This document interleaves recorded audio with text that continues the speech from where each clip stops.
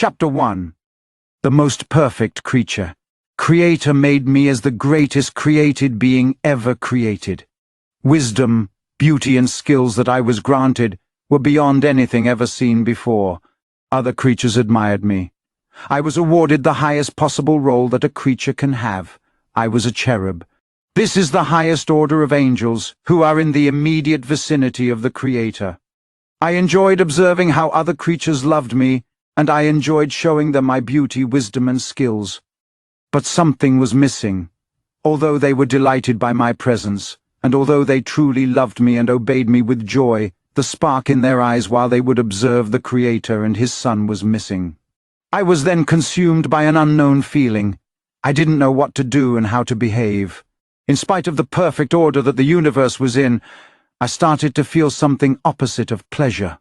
There wasn't a word for it at that time, so I called it dissatisfaction. I tried to figure out what I was missing so that I could win over all the creatures completely, but I was just perfect. Isn't that by itself enough to be appreciated and respected more than I'm now? I observed assembled creatures, the angels around the Creator's throne. I was trying to figure out what He offered them that I couldn't. What did He give them? Life, love, law, order, beauty, law. I thought of it as a something that was limiting our freedom. How can we be happy if we are bounded by some rules and commandments? The Creator called it the law of freedom. What kind of freedom requires obedience to anything? At that time, nobody thought the same way as I did, so I didn't have anyone to share an opinion with, and I began to experience something that pushed me away from the Creator and His Son. They noticed that something was wrong with me. They tried to talk with me about it, but I didn't have anything to tell them, because even I didn't know what was happening to me. I decided to share my thoughts with those angels who showed greater appreciation to me. They were also confused. I tried to explain to them how it would be better if there was no law. Suddenly, I realized that I could use this statement to get what I want. The spark in their eyes when they look at me. I would become their liberator.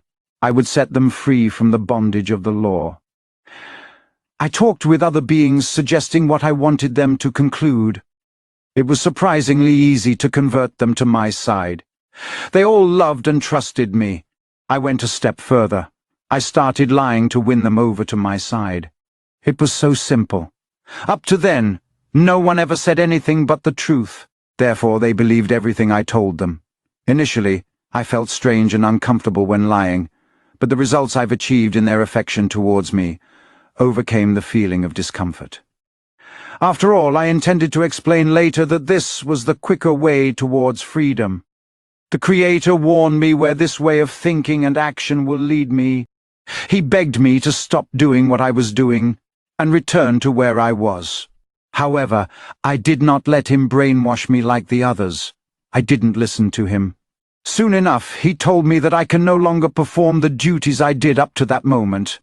I got one more proof that showed that His principles aren't fair and that He was trying to humiliate me, the most perfect creature. New feelings flooded me one after another. I couldn't name them, but they've taken me over completely. I was afraid where these feelings will take me, but I couldn't let the angels I won over see even a glimpse of self-doubt on me, the mightiest angel. The more I persisted in doing what I was doing, the more I realized how powerless the Creator was to do anything to me.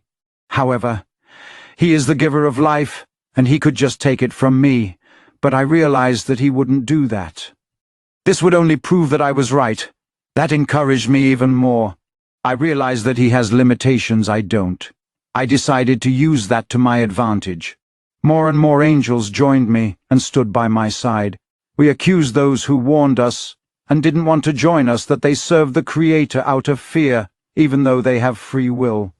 I have to admit, I was a bit surprised by the Creator's reaction. If I was at His place, I would immediately remove the one that spread such discontent among my creatures. Others would then perhaps serve me out of fear, but at least I would make sure that there won't be similar attempts in the future, because I wouldn't let the riot escalate like the Creator did. Instead of trying to do everything that He could to stop me, I heard that the Creator and His Son are planning to create a new planet that will inhabit all kind of living beings.